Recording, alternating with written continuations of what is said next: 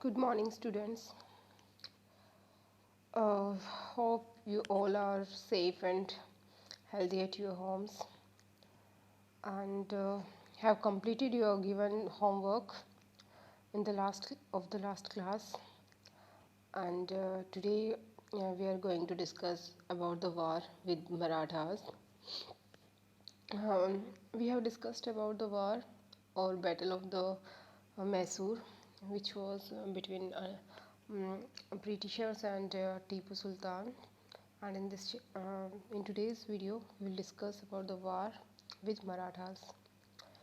Uh, as we have discussed in our 7th class about the Marathas, and now Marathas were not defeated in single war. Means, as we know that Marathas was a very powerful um, um, area, and of course they were not defeated. They could not be defeated only by a single war. So there were so many wars between Britishers and Marathas.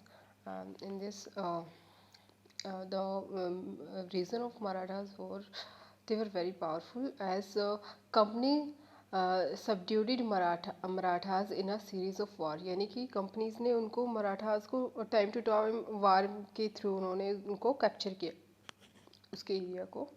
First था the first Anglo Maratha war जो हुआ था वो 1775 to 1782 में हुआ था. ठीक है, ये आपको लर्न करना है. जो भी मैंने ग्रीन कलर से इनको अंडरलाइन किया है वो सारे के सारे आपको ये लर्न करना है.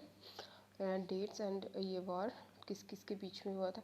जस्ट ये याद करना कि फर्स्ट एंग्लो, सेकंड और ये डेट. ठीक है, ये याद करना है और कुछ नहीं.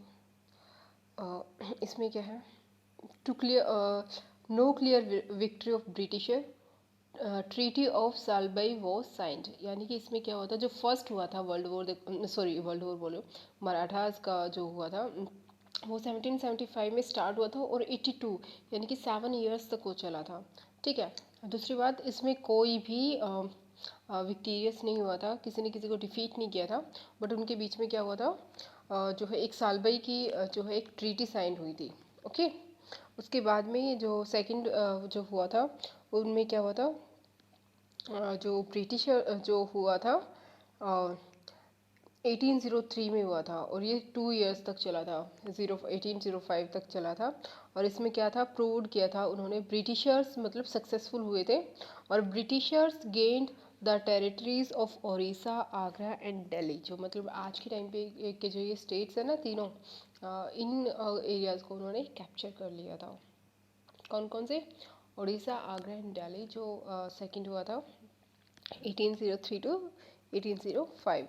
थर्ड था the third Anglo Maratha war जो हुआ था 1817 से 1819. यानी कि सेकंड में तो उन्होंने कुछ कैप्चर कर लिया था एरिया.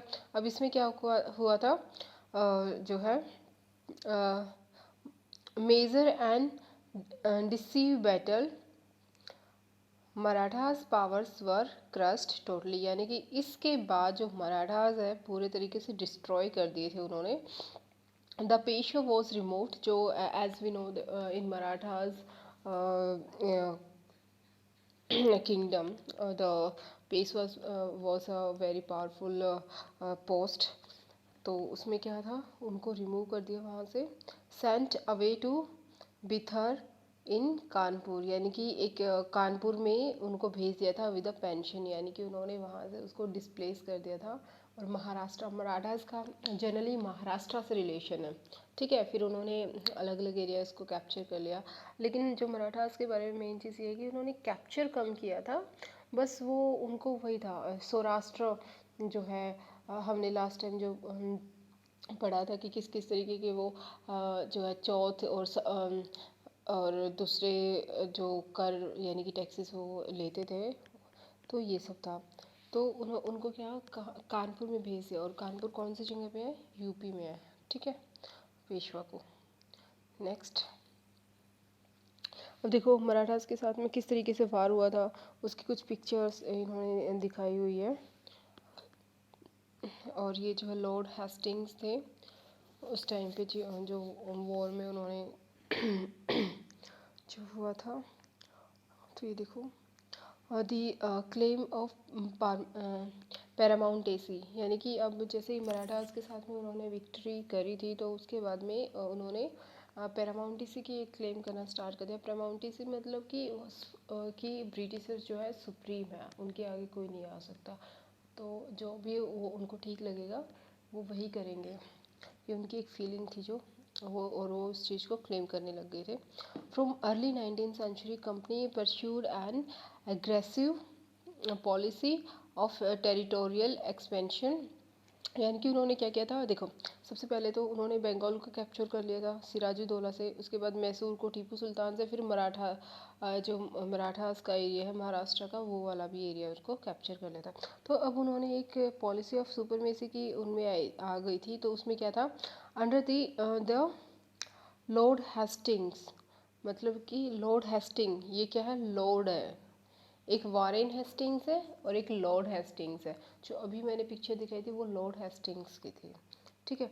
ये गवर्नर जनरल था, देखो इस वो भी गवर्नर जनरल था ये भी, लेकिन वो जो वारेन हेस्टिंग्स था वो फर्स्ट गवर्नर जनरल था, और जो ये है ये बहुत बाद में, यानी कि ये तो 1813 में बना था और 1823 तक, यानी कि 10 ईयर्स तक लॉर्ड रहा था, इसके टाइम पे ये आई थी। So company claim that it's authority was Paramount और सुप्रीम, यानी कि उसकी जो अथॉरिटी है वो सबसे सुप्रीम है than that of Indian states, India की जितनी भी स्टेट्स है, बिकॉज उसने इतने इतने जो पावरफुल रीजन्स थे उनको कैप्चर कर लिया था। मराठा से बंगाल था जो सबसे सुप्रीम था उस टाइम पे, बंगाल उनको कैप्चर कर लिया था। Of course they were feeling as a supreme power of the India at the time. In order to protect its interest, uh, it was threatening to annex an Indian kingdom। मतलब ये बोलते थे कि अगर हमें कुछ भी हम हमारे इंटरेस्ट, जैसे कि मेन इंटरेस्ट उनका क्या था, ट्रेडिंग का था, उसको फ्लॉरिश करना था, और उसी के लिए वो पॉलिटिक्स में भी आए थे, ठीक है। इंडिया की जो पॉलिटिकल पावर थी उसको देख के, सिचुएशन को देख के उन्होंने किंगडम्स को वो जो है कैप्चर करना स्टार्ट कर दिया था। तो उन्होंने कहा था कि अगर हम हमारा जो इंटरेस्ट है उनको फुलफ़िल करने के लिए हम कुछ भी कर सकते हैं, और वो सही भी है। The policy continued in process of British expansion, और जो यही पॉलिसी उन्होंने मतलब कि किसी भी स्टेट को उन्होंने कैप्चर करने के लिए ये नहीं था कि मुझे यही पॉलिसी के थ्रू, उनको जैसे भी मिले, अगर आर्मी अटैक्स के थ्रू मिले आर्मी अटैक से, रेजिडेंट्स के थ्रू मिले रेजिडेंट्स के अकॉर्डिंग, या फिर दूसरी कोई भी लैब्स की जो पॉलिसी थी, मतलब बहुत सारी जो बाद में आप पढ़ोगे उनके थ्रू मिलेगा, तो उसके थ्रू भी, यानी कि anyhow you have to capture the India. So however the process did not go unchallenged, और लेकिन जो ये चाहते थे कि हम सुप्रीम है, उसमें भी बहुत सब लोगों ने उसको, बहुत सारे जो उस टाइम के रूलर्स थे उन्होंने उसको चैलेंज किया था, और चैलेंजेस क्या थे वो नेक्स्ट वीडियो उसमें पढ़ेंगे। देखो चैलेंजेस क्या थे, during the annexation of Kittur, यानी कि कर्नाटका में एक जो है जगह है कित्तूर, और उसमें क्या हुआ था, रानी चेन्नम्मा एक वहाँ की जो थी, took to arms and led an anti British resistance movement, और उन्होंने मतलब चेन्नम्मा ने किंतूर नाम की जगह पे जो कर्नाटका में है वहाँ पे रेसिस्टेंस मूवमेंट स्टार्ट किया था, लेकिन उसको अरेस्ट किया गया चेन्नम्मा को, और उनको 1824 में अरेस्ट किया और 1829 में उनकी डेथ हो गई। देखो जैसे हम बोलते हैं ना झांसी की रानी, उसी तरीके से जो है एक चेन्नम्मा भी थी, वो कर्नाटका में थी। रैना अ पुअर चौकीदार of Sangolli in Kittur carried on the resistance, यानी कि जब इनकी डेथ हो गई है, इनको अरेस्ट कर लिया, तो उसके बाद में वहाँ के रैना नाम के एक चौकीदार थे जिन्होंने इस रेसिस्टेंस को कंटिन्यू रखा। He was caught and hanged by the British in 1830, यानी बट लेकिन उसको भी रेडनामा का भी पकड़ लिया उन्होंने और हैंग कर दिया 1830 में। सो ये सब था। अब देखो ये था, ये हमारा कर्नाटका का जो है कित्तूर जो है रीज़न यहाँ पे दिखाया हुआ है, यानी कि कर्नाटका कहाँ पे है इन आवर कंट्रीज मैप। और ये चेन्नम्मा की और रानी चेन्नम्मा को शो किया हुआ है किस तरीके से। अब देखो चैलेंजेस क्या क्या थे उनके, उसको भी challenges during the British expansion क्या था। East India company was worried with the Russian expansion, यानी कि देखो उस टाइम पे सिर्फ यही नहीं था कि सिर्फ ब्रिटिशर्स ही अपना एक्सपेंशन कर रहे थे दूसरी कंट्रीज़ में, बट दूसरे कंट्रीज़ भी थे जैसे जितने भी यूरोपियन कंट्रीज़ थे, क्योंकि वहाँ पे इंडस्ट्रियलाइजेशन हो गया था। ठीक है, सो उन्होंने अपने न्यू कॉलोनीज़ बनाना स्टार्ट कर दिया था, जिससे कि वो जितना भी ज़्यादा रिसोर्सेज उनको मिल सके वो उसको फाइंड आउट करना स्टार्ट कर दिया था उन्होंने। सो और जो 19th सेंचुरी के लेटर जो है डेकेड्स थे उन तक ऑलमोस्ट पूरा जो है African continent, Asian continent, almost that was captured by the European super powers. So here we can see east India company was worried about the Russian expansion. ठीक है, रशिया का जो एक्सपेंशन था उससे वरीड थी कि कहीं वो यहाँ पे ना आके Russia might expand across Asia and enter India from the north waste, कि वो नॉर्थ वेस्ट की साइड से आ गया। तो the British now wanted to secure their control over the north west. So उन्होंने क्या करा कि हम जो नॉर्थ वेस्ट का जो एरिया है इंडिया का उसको सिक्योर करना स्टार्ट कर दिया उन्होंने। सो सबसे पहले उन्होंने क्या किया, इसीलिए prolonged war with Afghanistan between 1838 to 1842, यानी कि उन्होंने अफ़गानिस्तान को कैप्चर करने के लिए ट्राई किया। जब ट्राई किया तो उन्होंने ऑफकोर्स वो कुछ ना कुछ तो स्ट्रेटजी लेंगे ना, तो उन्होंने वहाँ के लिए क्या ली थी, रेजिडेंट्स तो वो भेज नहीं सकते थे बिल्कुल स्टार्टिंग में। सो उन्होंने क्या किया वहाँ पे वॉर के थ्रू उसको किया, और सिंध वॉज टेकन ओवर, जो सिंध को उन्होंने 1843 में कैप्चर किया। Next in line was Punjab, but it was not so easy to win over. तो फिर वो चाहते थे कि पंजाब का जो एरिया है उसको भी कैप्चर कर ले, but that was not easy to capture because वहाँ पे भी तो किसी का रूल होगा ना। तो अब देखो जैसे ये है इंडिया, ये वर्ल्ड मैप है।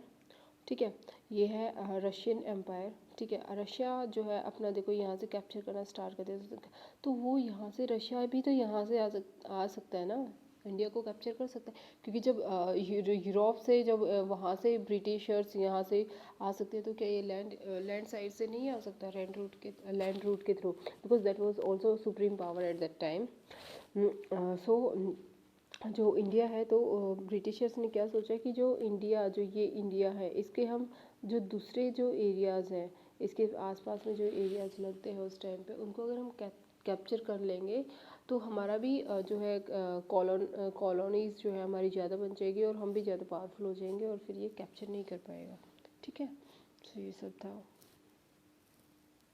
जैसे इंडिया का अगर हम नॉर्थ वेस्ट देखें, ये है इंडिया का नॉर्थ वेस्ट, ये है इंडिया का नॉर्थ वेस्ट साइड। देखो उस टाइम पे जिस टाइम पे ये हो रहा था, ब्रिटिशर्स की कॉलोनी थे, of course we as we know that the India